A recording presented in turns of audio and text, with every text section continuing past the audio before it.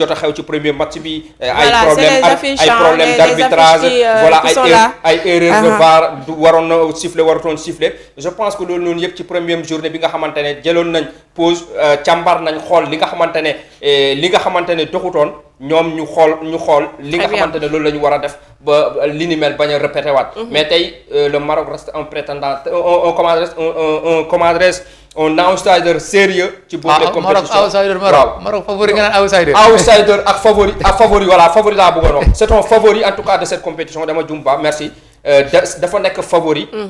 parce que tey équipe ba évoqué na la ay kii yu exemple yu bëri Madou lu nga war a mun a comprendre tey équipe mun na ñëw premier match en tout cas def un mauvais départ. ñëw en tout cas deuxième match bi troisième match. ci équipe boo xam ne da nga ko considéré comme mooy poussé Maroc tey je pense que tey joueur il n'a pas envie aux autres équipes c'est pas pour rien en tout cas mu nekk première nation de l'Afrique donc tey man je pense que équipe bu ñu war a bàyyi xel la bon il a bien commencé parce que 2-0 tamit du lu tuuti Comores tamit bu ko tuuti du équipe bu ndaw Comores tey mun na jàpp Sénégal nul ak moom mun na jàpp Sénégal dóor ko donc Comores bul gis ne rek comment adresse équipe Maroc bi da ko dóor ñaari bal yow nga tu attendais à 5-0 tu attendais à l'équipe marocaine bi nga xamante ne mu manier le ballon joué wane gars yi ñun ay favoris ñun ñoo dalal affaire bi te tey dañuy wane en tout cas c'est-à-dire à tout l'Afrique wala au monde entier. c'est ce que j'attendais. voilà loolu laa wax yow loolu nga doon xaar ak but yu bëri.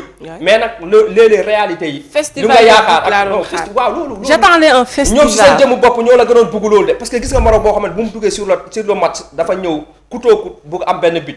gis nga ñu ngi doon précipité avec les prises de ballon léeg-léeg yàkkamti bi joxe ay mauvaise passe wala war a passe nit ki fekkee mu ngi ci gannaaw nga projeté ko devant loolu yëpp je pense que ay précipitation bi nga xamante ne ay failles yi nga xamante ne équipe boobu wane na ko mais de fur et à mesure man je pense que tey équipe boobu noonu dina woon beneen kar kanam te dinañ gis un autre visage en tout cas des Marocains bi nga xamante ne dinañ leen woon ñoom ñoo ko dalal. te incha allah rabbi jox ma sa pronostic.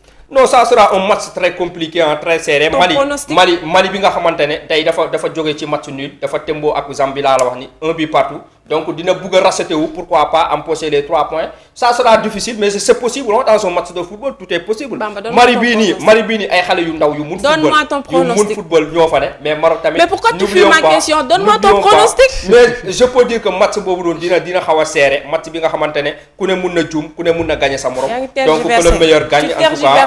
tu n'as pas répondu à ma question. non c'est pas une question de donner pronostic tey li ma la wax ne ñaari équipe yëpp ku ne mun na dóor sa morom Maroc bii nii man lu ma gis mu football ak Mali bi nga xamante ne gis naa ko mu wone ko ci premier match am su ko reféraatee mu defal mu jagalaat yenn affaire mun na gagner Maroc boobu. il faut répondre aux questions. Waaw. Tu tergiverses. yaa ngi tergiversé. non tergiversé jox ma sa pronostic léegi. Maroc par favori sur le papier très bien sur le papier man jàpp naa ne Maroc. bindil foofu Maroc 2 Mali 1. bindil ma foofu Maroc 2 Mali 1. waaw ba nee na Maroc 2 Mali 1 man du ma joxe kon yow gëmoo li ngay wax. non du question gëm lu ma wax parce que tey pronostic loolu yàlla rek a xam parce que tey ñun dañuy tàndus rek léeg-léeg mun nga wax ci benn kii nga tase ci yàlla mu ne muy loolu. non j'ai pas dit ça 4-0 laa waxoon ba mu nekk 3-0. non mais yaa naa pronostic loolu je pense que loolu chance la mun naa wax ne Maroc da koy dóor 2-1 wala 1-0 yàlla def tey Mali tembo ak moom yàlla di def beneen affaire la loolu. on en disconvient mais man sur le terrain dama la wax ne sur le terrain Maroc part largement favori devant cette équipe malienne bi nga xamante ne aujourd'hui je pense que ñoom it am nañ la possibilité battre cette équipe en tout cas marocaine. parce que dans un match de football tout reste en tout cas ñu gis le dispositif ak système bi nga xamante ne moom la ñuy mettre en place tout match bi commencé dinañ xam exactement lu ñuy wone malgré en tout cas gis nañ ci ay Côte d'Ivoire. présence au public am door nañ ko ay 4-0 kon pourquoi pas Mali tey ñëw am en tout cas fit boobu noonu am c'est-à-dire ces moyens là pour door en tout cas cette équipe je te remercie en tout cas mais jusque là ma dernière question tu n'as toujours pas répondu à ma dernière question mais de toute façon on aura la réponse ce soir ce sera à partir de 20h évidemment Maroc contre am na Angola waaw mais boobu mooy match phare boobu la ñëpp di xaar aussi match Maroc Mali ce soir à partir de 20h Bamba nangul joxe pronostic am mais ce soir on verra bien les résultats du match inchallah voilà on va boucler un peu cette partie de la Coupe d'Afrique des Nations mais quand même on y reste avec un peu de souvenirs l'ancien capitaine de cette équipe égyptienne Mohamed Hassan Bah qu'est-ce que tu peux nous dire de cet ancien capitaine là égyptien Mohamed Hassan?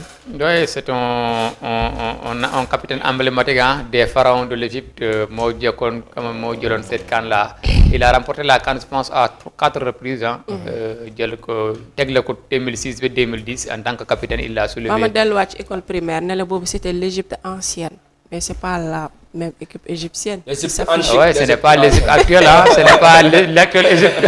Mais Égypte daan gagné de façon affilée di gagné Coupe d'Afrique des Nations. Mais 2006, 2008, 2010 quand même bon pour ñoo xam ne quand même. Mais il y a eu du changement ci équipe bi. Oui, absolument changement am na maintenant les autres équipes ont progressé beaucoup d'équipes ont progressé maintenant. moo tax c'est devenu compliqué de gagner cette Coupe d'Afrique des Nations. bu njëkk boole moo gënoon neex parce que am na déjà c'était à 16 équipes avant c'était je pense à 8 équipes. Donc xam nga yooyu moom à 8 équipes c'est facile de gagner le trophée ñu demaat ñu indi ko à 16 là également directement quart de finale la woon maintenant c'est à 24 donc c'est devenu beaucoup plus compliqué équipe yëpp progressé nañu il y a pas de petites équipes aujourd'hui ñëpp Zambie la preuve Zambie bu muy ñëwee en 2012 nekkoon petit poussé comme tu aimes le dire mais c'est eux qui ont fini par remporter la CAN parce que kenn xamul leen déjà ñoom seen joueurs yi c'est des joueurs locaux ñu indi seen championnat la ñu joué wala championnat sud-africain ñu ñëw jël la Coupe d'Afrique des Nations pour dire que surprise mën am ci compétition mais Ahmed Hassane quand même bi carrière am je pense que c'est le joueur le plus capé aussi le joueur africain le plus capé 184 sélections su ma juumul moom la def il a fait 8 CAN 8 Coupes d'Afrique il y a que lui et bon ils sont peu à le faire hein ay 3 jours ñoo koy def bon il y a Drogba su ma juumul bon en tout cas je ne suis pas sûr mais lui il a fait 8 CAN donc pour te dire que c'est un joueur hyper fort milieu terrain boo xam ne tey jii capable dóor bal bi ci depuis le milieu terrain gagné am na benn match bu mu seetaan c'était en 2008 ci milieu terrain bi la dóor bal bi mu dugg donc pour dire que c'est un joueur qui est important un immense joueur boo xam ne tey jii 2 fois meilleur joueur africain en 2006 en 2010 aussi moo nekkoon meilleur joueur de cette Coupe d'Afrique des Nations. Très bien. On ne parle pas beaucoup de ces joueurs là mais ñu joueurs yoo xam ne def nañu loo xam ne kenn defu ko mais médiatiquement bon ils ne sont pas présents sur la scène médiatique comme les Eto'o les Drogba parce que ñooñu ils ont joué en Europe lui je pense qu'il n'a pas joué en Europe il a joué en Égypte moom dëkkam la joué moo tax duñ ko dégg ci médias yi lu bëree mais li mu def bon ñeneen ñi defuñu ko il faut parfois quand même faire sortir ces joueurs là de l'ombre parler de leur carrière parler de leur palmarès pour que gars yi xam quand même reconnaître le mérite bi nga xam ne am nañu ko donc bravo à Ahmed Hassane parce que c'est un joueur boo xam ne man tey jii on ne parle pas de lui mais c'est un joueur voilà qui a bon li mu def en tout cas j'ai pas vu un milieu terrain sénégalais milieu terrain africain bi def lu mel noonu. Machallah Ahmed Hassane Bamba. Il y a aussi Abou Tereka. Donc c'est une génération. C'était la belle équipe égyptienne hein. Très bien. Alors Bamba un mot par rapport à Mohamed Hassane ancien capitaine des Pharaons. Oui daa mel ni ba tënk na lépp voilà un ancien international égyptien Mohamed Hassane donc mu ne daal di juddu ci le 5 février 1975 nekkoon le capitaine emblématique de l'équipe en tout cas égyptienne des Pharaons. Donc mu nekk une légende ci football égyptien bi avec un palmarès exceptionnel notamment ba évité wax na ko 4 coupes d'Afrique daal dina ko gagné des nations remportées en 1998 jël na ko ci 2006 jël ko 2008 ak 2010 donc bu mu ko yàggee jël yàggul ay 14 ans donc voilà il a fait vraiment un parcours extraordinaire denk na tamit le recordement ci au niveau de l'Afrique ba mu ngi koy wax il a joué 184 matchs donc loolu c'est énorme je pense donc c'est pas donné à tout le monde voilà 184 matchs joués en tout cas Sénégal le plus capé c'est Gana Gueye il est à 123 suma juum 123 tout à fait donc je pense que c'est un joueur très intéressant bi nga xamante ne Baba wax na ko day baax genre joueur yi nga xamante ne tey ñuy daal di wane seen parcours seen palmarès ñu ñëwaat ci ñoom di wax ci ñoom parce que ils ont en tout cas vraiment fait quelque chose bi nga xamante ne tey jeunes yu bëri war nañ roy ci ñoom donc je pense que bu ñu ko defee ñii ay royekaay lañ ils sont des en tout cas vraiment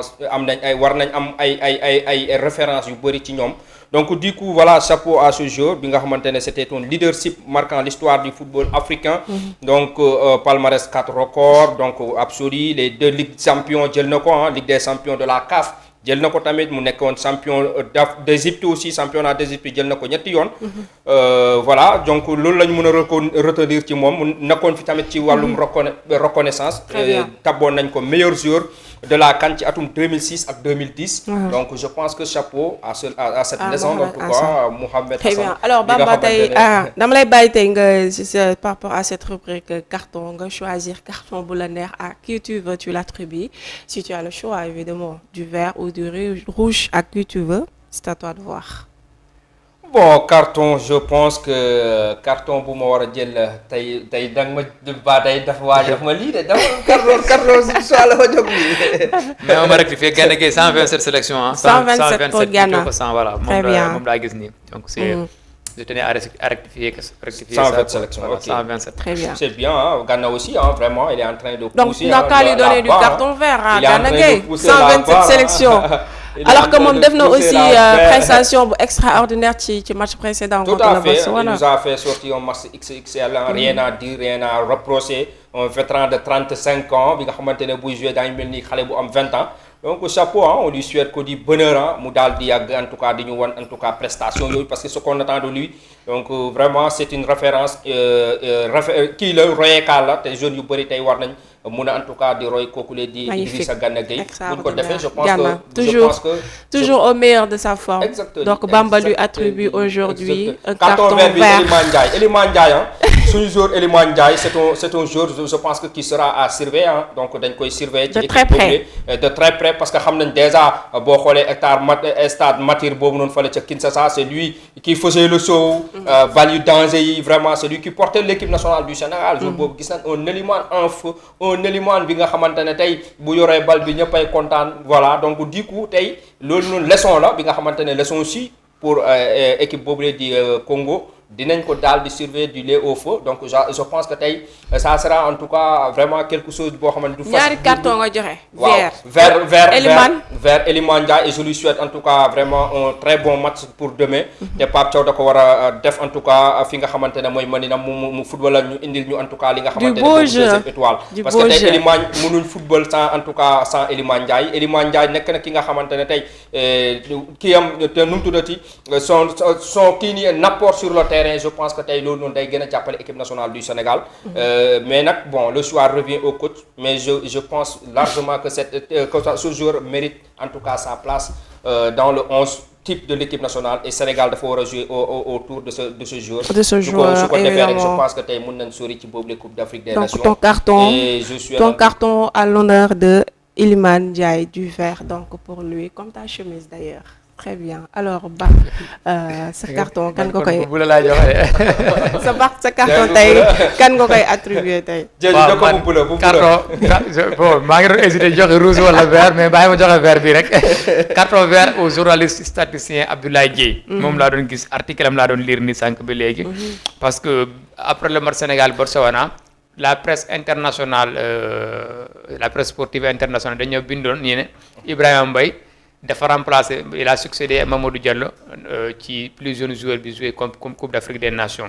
Donc c'était une intoxication, ce n'était pas une information qui est vérifiée. En réalité c'est Ismaïla Sarr qui détenait ce record là. Donc Ismaïla Sarr c'était le joueur le plus jeune à démarrer une Coupe d'Afrique des Nations avec le Sénégal. Il avait à l'époque 18 ans, 10 mois et 21 jours. Et ki nga xam ne moom Abdoulaye Dieye, c'est lui qui a démenti cette information-là. Malheureusement, toute la presse sénégalaise avait repris cette information-là disant que Ibrahima Mbaye a détrôné Mamadou Diallo. En réalité, il y a eu deux Mamadou Diallo yi nga xam ne ñoo joué ci équipe nationale du Sénégal. Déjà foofu yëpp gars yi def nañu amalgame ci Mamadou Diallo. parce que y avait Mamadou Diallo l'attaquant. Tout à fait. li nga xam ne moom la ñuy faral di gis ci télé yi. muy intervenir y a aussi un autre Mamadou Diallo boo xam ne Mamadou Marème Diallo la kooku ko xam ne ñun xamuñu ko parce que bon yàgg na quoi c'est les années 1990. donc y a eu cet amalgame là et puis c'est le journaliste Abdoulaye Dieye qui a démenti cette information en apportant quand même des preuves éclairées quand même la lanterne des gens. Donc il fait du bon boulot à chaque fois qu'il y a amalgame. Donc il vient, il rectifie l'information, il prend son temps, il vérifie et puis il donne la bonne information. Il est en train de faire de très bonnes choses pour moi. Donc bravo à lui. Il y a même des statistiques qu'il donne sur le temps de jeu des joueurs. Il est capable de faire ça. Et c'est rare de voir aujourd'hui des journalistes qui font ça. Temps de jeu des Lions depuis 1965, il dit dès 2132 minutes. Sadio Mané moo détenu le record de joueurs des minutes jouées en Coupe d'Afrique des Nations. Voilà, il a joué 2132 minutes en Coupe d'Afrique des Nations. 5 minutes qui aurait le faible ratio, c'est Albouri là, il a joué 5 minutes en Coupe d'Afrique. y a aussi la Cheikh Tidiane Sabaly qui a joué 5 minutes donc ñoom ñaar ñoo nekk si suuf Sadio Mané moo nekk si sa kaw donc tout ça c'est le travail de Abdoulaye Dieye moo taxoon ma jox ko un carton vert j'avais envie de donner un carton rouge à la presse mais moom laay jox vert bi rek comme ça ma épargner sama confrère très bien carton rouge à moi-même damay jox sama carton rouge aussi parce que démb toog naa fi ma ne Égypte ak Nigeria ñooy jouer prochain match quoi dama juumoon c'était donc à rectifier cette information l'Égypte joue face à l'Afrique du Sud ñoo bokk poule et le Nigeria aura la Tunisie suma voilà noonu la affaire bi demee donc mais c'est une belle affiche mais à culpa donc à tous les internautes de MK TV c'était une erreur de notre part ñu ngi jégalu bu baax a baax une erreur comme ci journée soc yi comme Égypte Afrique du Sud Sénégal RD Congo Ouganda ak Tanzanie Côte d'Ivoire Cameroun et enfin Nigeria Tunisie donc voilà c'est des choses en tout cas yi nga xamante peut-être démb def nañ ci erreur bu ndaw. dama xiifoon rek. voilà gars yi joxuñu ma ndekki quoi. dama xiifoon rek Momo joxuma ndekki Momo indil ndekki bi su yow léegi dañuy jaawale de. Très bien nous sommes donc arrivés au terme de cette émission-là, un peu de tàggatoo de votre part lan ngay tàggatoo tey ak. waaw je prie pour que le Sénégal gagne avec la manière face à la RDC. Je pense que tey aljuma la bu ñu demee jàkka-jàkka ma ñaan ñëpp julli ji waaw bu ñu jullee ba pare ñaanal suñu gaynde yi ñu am ndam bu yaatu devant la RDC parce que c'est important pour nous. Rendez-vous comme l'a dit le coach donc c'est pas une finale demain la grande finale. Bon je suis pas habitué à donner des dédicaces mais je remercie mes amis qui sont voilà dans la réaction. ñu ngi may bind ay message di ma encourager et puis c'est aussi encourageant de leur part El Hadj Keba Sy ñoo bokk benn village c'est mon ami fale ci Medina Bokar Sy mooy suma dëkk quoi foofu laa bàyyee ko donc di ko jaajëfal bu baax a baax di remercier à tous les habitants de Medina Bokar Sy yi nga xam ne quand même ils nous suivent tous les jours en direct sur la chaîne YouTube MK TV donc